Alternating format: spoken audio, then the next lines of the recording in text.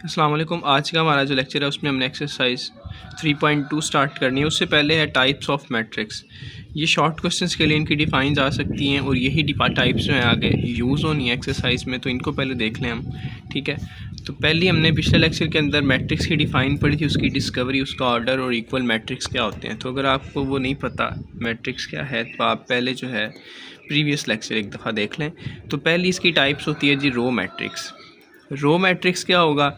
ऐसा मैट्रिक्स जिसके अंदर सिर्फ एक ही रो होगी। फॉर एग्ज़ाम्पल हम एक मैट्रिक्स लिखते हैं, ये 1 2 3, ये एक मैट्रिक्स है, दोनों क्लोज ब्रैकेट्स भी हैं, ठीक है, और रेक्टेंगुलर अरेंजमेंट भी है, कैपिटल लेटर से रिप्रेजेंट भी है, ठीक है। यही थी मैट्रिक्स की डिफ़ाइन। अब मैट्रिक्स तो है, ये पहली टाइप इसमें अंदर लाई कर रहा है कि इसके अंदर सिर्फ एक ही रो है, ठीक है। ऐसा मैट्रिक्स जिसके अंदर सिर्फ एक रो होगी उससे हम क्या कहेंगे? रो मैट्रिक्स कहेंगे। फॉर एग्ज़ाम्पल इसके अलावा अगर हम देखें एक और मैट्रिक्स ले लें, ये, अब ये देखें इसके अंदर भी सिर्फ हमने रो चेक करनी है, तो ये सिर्फ एक ही रो है, ठीक है, तो ये भी क्या है? रो मैट्रिक्स की एग्ज़ाम्पल है। ऐसा मैट्रिक्स जिसके अंदर सिर्फ एक रो होगी, या matrix that has only one row is called row matrix. उसके बाद कॉलम मैट्रिक्स, ऐसा मैट्रिक्स जिसके अंदर सिर्फ एक ही कॉलम होगा। फॉर एग्ज़ाम्पल 1 2 3, ये हमने एक मैट्रिक्स ले लिया, इसके अंदर सिर्फ ये एक ही वर्टिकल कॉलम है, इसको हम क्या कहेंगे? कॉलम मैट्रिक्स कहेंगे। इसी के साथ अगर हमारे पास इस तरह दिया जाए 1 2 3 4, तो अब देखें ये हमारे पास एक कॉलम हो गया, ये हमारे पास दूसरा कॉलम हो गया, तो इसमें कॉलम दो आ गए हैं, तो ये कॉलम मैट्रिक्स की डिफ़ाइन से बाहर चला जाता है। क्यों? क्योंकि हमने कॉलम मैट्रिक्स का कहा ऐसा मैट्रिक्स जिसके अंदर सिर्फ एक कॉलम होगा, इसमें तो दो कॉलम है, तो ये कॉलम मैट्रिक्स नहीं है, ये वाला कॉलम मैट्रिक्स है। अ matrix that has only one column is called column matrix. उसके बाद थर्ड टाइप इसकी आ जाती है मैट्रिक्स की, ज़ीरो मैट्रिक्स। ज़ीरो मैट्रिक्स ऐसा मैट्रिक्स होगा जिसके अंदर तमाम एंट्रीज़ जो हैं वो क्या होंगी? ज़ीरो होंगी। जितनी भी हम एंट्रीज़ ले लें, 4 5 6, जिस मर्ज़ी ऑर्डर का मैट्रिक्स हो, लेकिन उसकी सारी की सारी एंट्रीज़ क्या हों? ज़ीरो हों, उस मैट्रिक्स को क्या कहेंगे? ज़ीरो मैट्रिक्स या नल मैट्रिक्स कहेंगे। ज़ीरो मैट्रिक्स या नल मैट्रिक्स, और इसको रिप्रेजेंट करते हैं कैपिटल ओ से। नल मैट्रिक्स को रिप्रेजेंट किया जाता है कैपिटल ओ से। ऐसा matrix, a matrix that has all entries are 0 is called null or zero matrix. It can be represented by O, ठीक। उसके बाद फोर्थ टाइप है हमारे पास स्क्वायर मैट्रिक्स। तो स्क्वायर मैट्रिक्स क्या होगा? एक ऐसा मैट्रिक्स जिसका हमने ऑर्डर पढ़ा था पिछले लेक्चर के अंदर, ठीक है। तो ऐसा मैट्रिक्स जिसके अंदर नंबर ऑफ़ रो और नंबर ऑफ़ कॉलम क्या होंगे? बराबर होंगे। A matrix that has equal number of row and equal number of columns are called square matrix. For example 1 3 5 7। तो ये हमारे पास एक मैट्रिक्स है जिसके अंदर नंबर ऑफ़ रो कितनी है? पहले हमने रो देख लेनी है, दो रो हैं जी, R1 और R2। अब इसमें कॉलम देखें तो ये फर्स्ट कॉलम और ये दूसरा वर्टिकल कॉलम, नंबर ऑफ़ रो भी दो हैं और इसका नंबर ऑफ़ कॉलम भी कितने हैं? वो दो हैं। तो इसका ऑर्डर हमारे पास क्या आ गया? 2/2। अगर हमारे पास रो और कॉलम सेम होंगे तो वो मैट्रिक्स कौन सा कहलाएगा? स्क्वायर मैट्रिक्स कहलाएगा, ठीक है। तो ये MCQs में भी आ सकता है कि स्क्वायर मैट्रिक्स का ऑर्डर कौन सा है, तो जिसके अंदर यहाँ पे ये नंबर सेम हों वो ऑर्डर जो होता है वो स्क्वायर मैट्रिक्स का होता है, ठीक है। बस ये याद रखना, जिसमें यहाँ पे नंबर सेम होंगे वो ऑर्डर किसका होगा? स्क्वायर मैट्रिक्स का होगा। A matrix that is called square matrix if their number of rows equals to number of column. उसके बाद फिफ्थ आ जाता है रेक्टेंगुलर मैट्रिक्स। रेक्टेंगुलर मैट्रिक्स ऐसा मैट्रिक्स जिसके अंदर number of row and number of column क्या होंगे? बराबर नहीं होंगे। फॉर एग्ज़ाम्पल ये हम लिखते हैं 1 2 3, ठीक है। तो इसमें नंबर ऑफ़ रोज़ कितनी है? एक है, ठीक है। नंबर ऑफ़ रोज़ कितनी है? 1, और नंबर ऑफ़ कॉलम 1 2 3, तीन कॉलम है। हमने कहा ऐसा मैट्रिक्स जिसके अंदर नंबर ऑफ़ रो और नंबर ऑफ़ कॉलम बराबर नहीं होंगे वो क्या कहलाएगा? Rectangular matrix. A matrix is called rectangular matrix if their number of rows are not equal to number of columns, ठीक है। इसमें रो 1 है, कॉलम कितने हैं? 3 है, तो ये दोनों बराबर नहीं है, तो इसलिए ये मैट्रिक्स कौन सा कहलाएगा? रेक्टेंगुलर मैट्रिक्स कहलाएगा। उसके बाद आ जाते हैं डायगोनल मैट्रिक्स। डायगोनल मैट्रिक्स कौन सा मैट्रिक्स होता है? एक तो ये होता है स्क्वायर मैट्रिक्स। पहले इसके ऊपर जो कंडीशन है वो होगी स्क्वायर, कि जब भी हमने डायगोनल चेक करना है तो वो पहले स्क्वायर होना चाहिए। अगर हमने कोई भी मैट्रिक्स को डायगोनल चेक करना है तो सबसे पहले वो देखेंगे कि स्क्वायर है या नहीं, कि एक स्क्वायर मैट्रिक्स का डायगोनल बनाया जा सकता है। डायगोनल फिर हमने पढ़ा हुआ है कि स्क्वायर का डायगोनल अगर हम बनाएं तो इस तरह होता है, ये मेन डायगोनल होता है, ठीक है। तो अगर हमारे पास सिर्फ डायगोनल के अंदर एंट्रीज़ पड़ी होंगी, फॉर एग्जांपल जैसे यहाँ पे 7 रख लेते हैं, यहाँ पे हम 5 रख लेते हैं, बाकी ऑफ डायगोनल एंट्रीज़ जो हैं वो सारी अगर ज़ीरो हों और सिर्फ डायगोनल के अंदर एंट्रीज़ पड़ी हों तो उसको हम क्या कहते हैं, डायगोनल मैट्रिक्स कहते हैं, ठीक। उसको क्या कहेंगे, डायगोनल मैट्रिक्स कहेंगे। अगर सिर्फ डायगोनल के अंदर एंट्रीज़ पड़ी हों, मतलब नॉन ज़ीरो एंट्रीज़ जो हैं वो डायगोनल के अंदर पड़ी हों और सारी बाकी एंट्रीज़ क्या हों, ज़ीरो हों, तो उसको क्या कहेंगे, डायगोनल। अब अगर ये पूछा जाए कि ये डायगोनल है या नहीं, तो ये भी डायगोनल है, क्योंकि इसका डायगोनल यही है मेन और नॉन ज़ीरो एंट्री पड़ी हुई है, तो ये बिल्कुल डायगोनल की डिफ़ाइन को। बाकी एंट्रीज़ है नहीं, अगर होती तो ज़ीरो होती, अब बाकी एंट्रीज़ है नहीं तो जो है वो तो नॉन ज़ीरो है डायगोनल के अंदर, तो ये डायगोनल मैट्रिक्स की डिफ़ाइन को फुलफ़िल करता है। उसके बाद है स्केलर मैट्रिक्स। अब स्केलर के तक आने के लिए हमें दो चीज़ें चाहिए, एक पहला कि मैट्रिक्स का स्क्वायर होना लाजमी है, दूसरा मैट्रिक्स डायगोनल हो, और तीसरा फिर आके अगर हम हो तो तीसरा स्केलर बनता है। स्केलर क्या होता है, ऐसा डायगोनल मैट्रिक्स जिसके अंदर मेन डायगोनल की एंट्रीज़ क्या होंगी, सेम होंगी, उस मैट्रिक्स को क्या कहेंगे, स्केलर कहेंगे। हमने कहा था कि डायगोनल के अंदर एंट्रीज़ होनी चाहिए, वो डायगोनल मैट्रिक्स कहलाता है, ठीक है। ये हो गया जी, बाकी सारी एंट्री ज़ीरो, तो ये डायगोनल की डिफ़ाइन भी फुलफ़िल करता है। स्क्वायर मैट्रिक्स भी ये है। और स्केलर क्या होता है कि ये डायगोनल वाली जो एंट्रीज़ हैं ये क्या होनी चाहिए, सेम होनी चाहिए। यहाँ पे 1 1 आ जाए, 2 2 आ जाए, -1 आ जाए, कुछ भी आ जाए लेकिन सेम हो, तो वो मैट्रिक्स क्या कहलाएगा, स्केलर मैट्रिक्स कहलाएगा। उसके बाद 8 टाइप्स है आइडेंटिटी मैट्रिक्स क्या होगा, वो भी सेम इसी तरह से कि आइडेंटिटी को पहले स्क्वायर होना पड़ेगा, उसके बाद आइडेंटिटी को डायगोनल होना पड़ेगा। आइडेंटिटी मैट्रिक्स के लिए पहली कंडीशन क्या थी कि वो स्क्वायर होना चाहिए, दूसरी कंडीशन है कि वो जो आइडेंटिटी होगा वो डायगोनल भी होगा, तीसरी बात जो आइडेंटिटी होगा वो स्केलर भी होगा। अब स्केलर के ऊपर अगर हम एक कंडीशन और लगा दें तो वो मैट्रिक्स क्या बन जाता है, आइडेंटिटी बन जाता है, ठीक है। फॉर एग्जांपल हमने कहा था कि स्केलर मैट्रिक्स ऐसा मैट्रिक्स होगा जिसके अंदर सिर्फ मेन डायगोनल के अंदर एंट्रीज़ पड़ी होंगी, ठीक है, उसको हम क्या कहेंगे, स्केलर मैट्रिक्स कहेंगे, और सेम होंगी, ठीक। बाकी एंट्री ज़ीरो और मेन डायगोनल के अंदर एंट्रीज जो होंगी वो सेम होंगी। अब यहाँ पे सेम तो हैं लेकिन एंट्रीज़ 1 भी होनी चाहिए। आइडेंटिटी है, आइडेंटिटी का दूसरा नाम होता है यूनिट मैट्रिक्स, और इसको रिप्रेजेंट करते हैं कैपिटल आई से। यूनिट मैट्रिक्स रिप्रेजेंट करेंगे कैपिटल आई से, और मेन डायगोनल की एंट्रीज़ क्या होंगी, 1 होंगी, बाकी सारी एंट्रीज़ ज़ीरो। तो इस तरह के मैट्रिक्स को क्या कहेंगे हम, आइडेंटिटी या यूनिट मैट्रिक्स कहा जाता है। उसके बाद है 9th टाइप है ट्रांसपोज ऑफ मैट्रिक्स। तो ट्रांसपोज ऑफ मैट्रिक्स क्या होता है, फॉर एग्जांपल हमारे पास कोई भी एक मैट्रिक्स गिवन है, हम ए मैट्रिक्स ले लेते हैं, 1 0 4 -1, ये हमारे पास कोई भी एक मैट्रिक्स है, ठीक। हमने इसका ट्रांसपोज लेना, तो ट्रांसपोज लेने के लिए इसके ऊपर रिप्रेजेंट किया जाएगा, ए के ऊपर छोटा सा टी लगा देंगे, ठीक है। ये तो इसकी होगी रिप्रेजेंटेशन की, ट्रांसपोज ऑफ मैट्रिक्स की रिप्रेजेंटेशन ये होगी। कोई भी मैट्रिक्स है उसके ऊपर अगर हम छोटा टी लगा देते हैं तो वो मतलब उसका ट्रांसपोज है। अब ट्रांसपोज बनाते कैसे हैं, ट्रांसपोज बनाने का तरीका ये है कि पहली रो को पहला कॉलम बना देंगे। कोई भी मैट्रिक्स गिवन है उसका अगर हमें ट्रांसपोज कहा गया है कि ए ऑफ टी फाइंड करें, तो क्या करेंगे, हम पहली रो जो भी होगी उसका पहला कॉलम बना देंगे, दूसरी रो हमारे पास जो भी होगी हम उसका दूसरा कॉलम बना देंगे। जो आपके पास न्यू मैट्रिक्स बनेगा वो ट्रांसपोज ऑफ मैट्रिक्स कहलाएगा। Transpose of matrix is defined as by changing the number of row into columns. हम नंबर ऑफ रो को क्या करेंगे, नंबर ऑफ कॉलम्स के अंदर कन्वर्ट करते जाएंगे, या कॉलम को रो के अंदर, एक काम करते हैं, ठीक है। तो ये हमारे पास हो गया कि जिसके अंदर हम मैट्रिक्स को रो को किस में चेंज कर देंगे, कॉलम में चेंज कर देंगे, तो ये क्या बन जाएगा, ट्रांसपोज ऑफ मैट्रिक्स बन जाएगा, ठीक है। उसके बाद आगे आ जाता है सिमेट्रिक मैट्रिक्स। सिमेट्रिक मैट्रिक्स के अंदर भी एक कंडीशन है कि अगर ए ट्रांसपोज जो है वो ए के इक्वल आ जाए तो मैट्रिक्स ए को हम क्या कहेंगे, सिमेट्रिक मैट्रिक्स कहेंगे। अगर ए जो है वो ए ट्रांसपोज के इक्वल आ जाता है तो मैट्रिक्स क्या कहलाएगा, सिमेट्रिक मैट्रिक्स कहलाएगा। फॉर एग्जांपल हम ए मैट्रिक्स लेते हैं, square root 2 0 0 square root 2।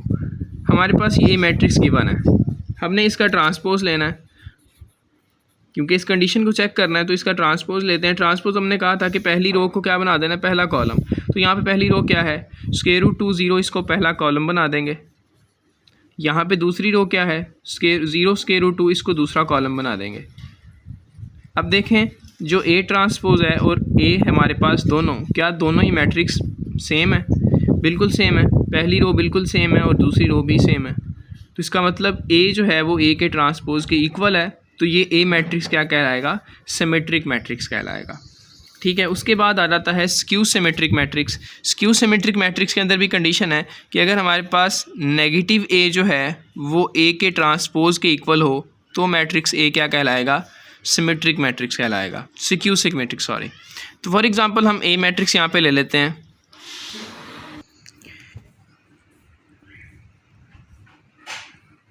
0 -2 2 and 0। ये हमने क्या ले लिया, एक ए मैट्रिक्स ले लिया। ठीक है, अब हमने ये दो चीज़ें इसमें चेक करनी है। पहले हम इसका नेगेटिव ए लेते हैं, नेगेटिव हम नेक्स्ट पढ़ रहे हैं। नेगेटिव ए के लिए हम क्या करेंगे, अंदर हर एंट्री के क्या कर देंगे, साइन चेंज कर देंगे, सिंपल। तो ये 0 है, इसका साइन चेंज होने के बाद भी 0 रहेगा। ये माइनस का 2 है, ये प्लस का 2 हो जाएगा।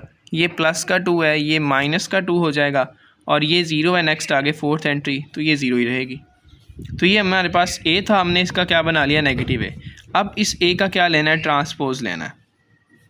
तो ए का ट्रांसपोज लेते हैं। पहली रो हमारे पास क्या है, 0 -2, इसका पहला कॉलम बना दिया।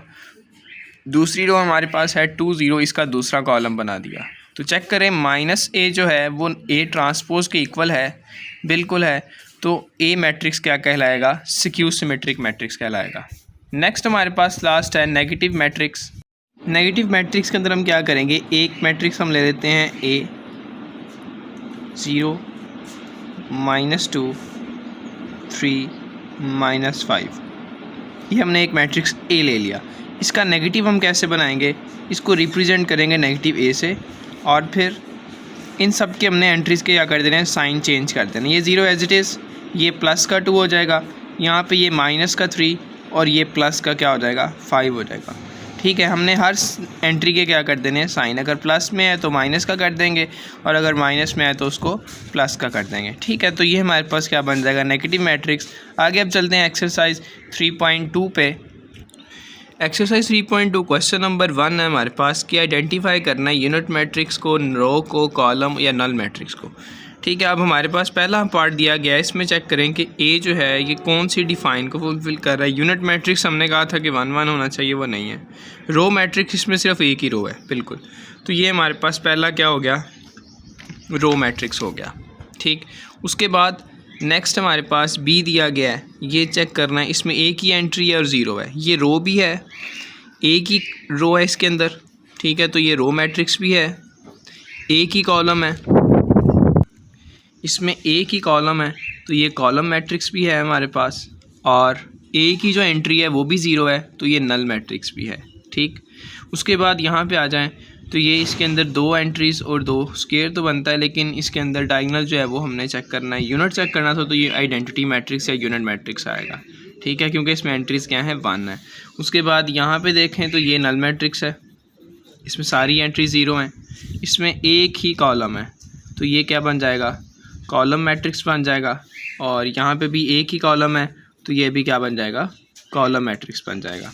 ठीक है, क्वेश्चन नंबर 2 में हमने चेक करना है रो कॉलम मैट्रिक्स कौन से हैं, कॉलम मैट्रिक्स इसमें से कौन से हैं, स्क्वायर और रेक्टेंगुलर मैट्रिक्स कौन कौन से हैं। तो पहले वाले को अगर हम चेक करें तो इसमें एक ही कॉलम है, तो ये कॉलम मैट्रिक्स तो होगा। इसके अलावा ये रेक्टेंगुलर मैट्रिक्स भी है, क्यों, क्योंकि इसके अंदर नंबर ऑफ़ रो कितनी है, 3 है, और कॉलम 1 है। नंबर ऑफ़ रो और कॉलम बराबर नहीं है, तो ये रेक्टेंगुलर मैट्रिक्स भी है, कॉलम मैट्रिक्स भी है और रेक्टेंगुलर मैट्रिक्स भी है। यहाँ पे देखें तो इसमें नंबर ऑफ़ रो भी 2 हैं और कॉलम नंबर ऑफ़ कितने हैं, 2 हैं, तो ये हमारे पास क्या बनेगा, स्क्वायर मैट्रिक्स बनेगा। और यहाँ पे अगर हम देखें तो सेकंड थर्ड में इसमें नंबर ऑफ़ रो 2 है और नंबर ऑफ़ कॉलम 1 2 3, तो इसमें ऑर्डर सेम नहीं है। नंबर ऑफ़ रो 2 हैं और कॉलम 3 है, तो ये रेक्टेंगुलर मैट्रिक्स बन जाएगा। ठीक है, उसके बाद नेक्स्ट डी हमारे पास यहाँ पे देखें तो इसमें नंबर ऑफ़ रो भी 2 हैं, कॉलम भी नंबर ऑफ़ कितने हैं वो 2 हैं, तो ये हमारे पास स्क्वायर मैट्रिक्स में आ जाएगा। ई के अंदर नंबर ऑफ़ रो 1 2 3 और नंबर ऑफ़ कॉलम 1 2, इसमें नंबर ऑफ़ रो 3 है और कॉलम कितने 2 हैं, तो ये हमारे पास रेक्टेंगुलर मैट्रिक्स बनेगा क्योंकि सेम नहीं है। और यहाँ पे एक ही रो है तो ये रो मैट्रिक्स। इसके अलावा इसमें एक रो है और कॉलम कितने हैं वो 3 है, तो ये रेक्टेंगुलर मैट्रिक्स भी होगा। यहाँ पे देखें अगर हम थर्ड जी में, तो इसमें नंबर ऑफ़ रो 1 2 3 और नंबर ऑफ़ कॉलम 1 2 और 3, नंबर ऑफ़ कॉलम और रो बराबर है, तो ये हमारे पास स्क्वायर मैट्रिक्स में आ जाएगा। और लास्ट इसमें नंबर ऑफ़ रो 1 2 3 हैं और नंबर ऑफ़ कॉलम कितने हैं 2 हैं, 3/2, तो ये रेक्टेंगुलर मैट्रिक्स है। ठीक है जी, ये हमारे पास हो गया question number 2। Next question number 3 है, आइडेंटिफाई करना है हमने सेम इसी तरह से यूनिट मैट्रिक्स को, डायगोनल मैट्रिक्स को और स्केलर मैट्रिक्स को। ठीक है, तो ये हमारे पास जो है पहला डायगोनल से चेक करते हैं क्या ये डायगोनल है, बिल्कुल है, बाकी सारी एंट्रीज 0 में डायगोनल है। उसके बाद क्या ये स्केलर है, एंट्रीज डायगोनल सेम है, बिल्कुल ये स्केलर भी है। उसके बाद आइडेंटिटी है सारी 1 है, तो ये यूनिट मैट्रिक्स भी है, तो ये तीनों हैं, डायगोनल भी है, स्केलर भी है और यूनिट भी है। ठीक है, उसके बाद हमारे पास बी है, इसमें देखें ये सबसे पहले डायगोनल तो है क्योंकि डायगोनल के अंदर एंट्रीज हैं और बाकी सारी नॉन ज़ीरो हैं। और उसके बाद डायगोनल के बाद ये सेम भी हैं, दोनों एंट्री सेम भी हैं, तो ये स्केलर भी होगा, लेकिन 1 नहीं है, 1 होता तो आइडेंटिटी होता। आगे आ जाए, यहाँ पे ये सिर्फ हमारे पास क्या है, डायगोनल के अंदर एंट्रीज एक नॉन ज़ीरो पड़ी हुई है, तो ये डायगोनल की डिफाइन में आएगा, लेकिन स्केलर नहीं है, यहाँ पे 3 भी होना चाहिए था। उसके बाद डी के अंदर देखें तो ये सिर्फ डायगोनल है, सिर्फ डायगोनल में एंट्रीज हैं लेकिन सेम नहीं है और ना 1 है, तो ये सिर्फ डायगोनल है। और यहाँ पे ये डायगोनल भी है और सेम भी है लेकिन 1 नहीं है, तो डायगोनल और स्केलर दोनों सेम होंगी तो मतलब वो स्केलर। एस से स्केलर और एस से क्या याद रख लें, सेम एंट्रीज के लिए। उसके बाद है क्वेश्चन नंबर 4, आपसे क्वेश्चन में कहा गया है find the transpose of given matrix. आपको मैट्रिक्स दिए गए हैं, आपने इनके क्या बनाने हैं, ट्रांसपोज बनाने हैं। तो ये आपके पास ए मैट्रिक्स है, तो इसका ट्रांसपोज क्या बनेगा, ट्रांसपोज कैसे बनाते थे, रो को कॉलम में चेंज करते थे। तो इसमें पहली रो क्या है 2 3, तो इसका पहला कॉलम बन जाएगा 2 3। इसमें दूसरी रो 4 5, इसका दूसरा कॉलम आ जाएगा हमारे पास 4 और 5। यहाँ बी मैट्रिक्स में देखें तो बी ट्रांसपोज किसके इक्वल बनेगा, कैसे, इसमें पहली रो जो है वो 3 है, इसका कॉलम बना देंगे पहला। ठीक है, दूसरी रो इसमें 7 है, तो इसका दूसरा कॉलम बना देंगे 7। तीसरी रो इसमें 6 है, तो इसका तीसरा कॉलम बना देंगे 6। ठीक है, तो ये हमारे पास क्या बन गया, इसमें एक ही कॉलम था और एक ही रो हो गई। ठीक है, हमने पूरे कॉलम को इसमें चेंज कर दिया, पूरी रो में चेंज कर दिया, तो ये बी का ट्रांसपोज बन गया। नेक्स्ट, अब हमने सी में ट्रांसपोज इसका बनाना है, तो सी ट्रांसपोज के लिए इसके ऊपर हम इस तरह सी ऑफ टी लिख लेते हैं और फिर इसमें एक ही रो है तो इसका हम एक ही कॉलम बना देंगे 5 - 2 4, तो ये इसका क्या बन जाएगा, ट्रांसपोज बन जाएगा। डी के अंदर भी बिल्कुल सेम इसी तरह से इसका ट्रांसपोज बनाना है हमने, तो पहली रो इसमें 2 5 है, इसका पहला कॉलम बना देंगे 2 5। 3 6 इसके अंदर दूसरी रो है, इसका दूसरा कॉलम, और तीसरी रो हमारे पास 4 7 है, इसका तीसरा कॉलम बना देंगे। ठीक है, तो ये डी ट्रांसपोज बन गया। नेगेटिव अब हमने फाइंड करने हैं, क्वेश्चन नंबर 5 है हमारे पास जी, ए है तो इसका नेगेटिव ए क्या बनेगा, हमने कहा था कि साइन चेंज करने, माइनस के 3 के अंदर प्लस का 3 हो जाएगा, ये 0 एज इट इज़ रहेगा, न्यूट्रल है। 5 माइनस का 5 हो जाएगा, 6 माइनस का 6 हो जाएगा, तो ये नेगेटिव ए बन गया। बस इतना काम करना है। और बी के अंदर इसका भी हमने नेगेटिव बी लेना है, तो ये माइनस का 3 है, ये प्लस का 3 बन जाएगा, ये +3 है तो ये माइनस में आ जाएगा, ये माइनस का है, ये प्लस का 2 हो जाएगा, ये प्लस का 2 है तो ये माइनस का 2 हो जाएगा। ये इसके नेगेटिव्स हो गए, और सी के अंदर जो है वो भी इसका भी नेगेटिव लेना है आपने। तो यहाँ पे -9 है, ये +9 में हो जाएगा कन्वर्ट, प्लस का 1 माइनस के 1 में, यहाँ भी प्लस का 1 है, ये भी माइनस के 1 में चेंज हो जाएगा, और माइनस का 7 जो है ये प्लस के 7 में चेंज हो जाएगा। तो ये नेगेटिव सी आ गया। क्वेश्चन नंबर 6 है, उसमें कहा गया है कि अगर आपको ए मैट्रिक्स ये दिया जाता है तो ये प्रूव करें कि ए ट्रांसपोज जो है वो ए के इक्वल होगा। ठीक है, आपको ए मैट्रिक्स दिया गया है 2 3 4 5। ठीक है, आपने ये चीज़ प्रूव करनी है, तो पहले हम ब्रैकेट के अंदर वाली चीज़ प्रूव करते हैं। ए ट्रांसपोज लेते हैं, तो हमने ए का ट्रांसपोज लेना है जी। पहली रो का पहला कॉलम बना दिया, दूसरी रो का दूसरा कॉलम बना दिया। ठीक है, ये हमारे पास क्या हो गया, ए ट्रांसपोज हो गया। अब इसका हमने अगेन ट्रांसपोज लेना है, ए ट्रांसपोज हमारे पास ये आ गया था। अब इसका हमने अगेन ट्रांसपोज लेना है, तो इसके अंदर फिर दोबारा से पहली रो जो है वो पहला कॉलम बन जाएगी, दूसरी रो जो है वो दूसरा कॉलम बन जाए, और यही हमारे पास ए मैट्रिक्स था। ठीक है, ये हमने प्रूफ करना है, सिर्फ 2 टाइम उसका क्या लेना है, ट्रांसपोज लेना है, तो वो आपका अगेन मैट्रिक्स भी बन जाएगा। नेक्स्ट बी है, बी पार्ट के अंदर बिल्कुल सेम इसी तरह से करना है। बी मैट्रिक्स जो आपको दिया गया है, ठीक है, उसका हमने डबल ट्रांसपोज लेना है और वी के इक्वल शो करवाना है। तो इसमें पहली रो जो है हमारे पास बी के अंदर 7 6 है, उसका पहला कॉलम बना देंगे। दूसरी रो 5 8 है, तो इसका दूसरा कॉलम बना देंगे 5 8। ठीक, फिर अगेन इसका डबल ट्रांसपोज जब लेंगे तो फिर से पहली रो जो है 7 5 इसका पहला कॉलम बना दिया, और दूसरी रो 6 8 का दूसरा कॉलम। तो ये आपके पास दोबारा बी मैट्रिक्स के इक्वल आ गया। ठीक है, यही हमने प्रूफ करना था। क्वेश्चन नंबर 7 के अंदर, क्वेश्चन नंबर 7 में हमने शो करना है, शो दैट एल इक्वल, आपको एल मैट्रिक्स दिया गया है, एक सिमेट्रिक मैट्रिक्स है, हमने इसको सिमेट्रिक मैट्रिक्स शो करना है। तो सिमेट्रिक के लिए हमने क्या डिफाइन पढ़ी थी सिमेट्रिक मैट्रिक्स की, कि एल ट्रांसपोज जो भी मैट्रिक्स आपको है वो गिवन मैट्रिक्स के इक्वल होता है। अगर हम उसका ट्रांसपोज ले भी लें तब भी वो वही रहेगा। तो हम इसमें सिंपल ट्रांसपोज लेके प्रूफ करना है कि ये दोनों इक्वल हैं। तो आपके पास एल मैट्रिक्स दिया गया था 2 3 4, इसमें पहली रो ये है। ठीक है, 2 3 4 हमने इसका पहला कॉलम बना दिया, ये दूसरी रो है 3 -2 5, इसका हमने दूसरा कॉलम बना दिया।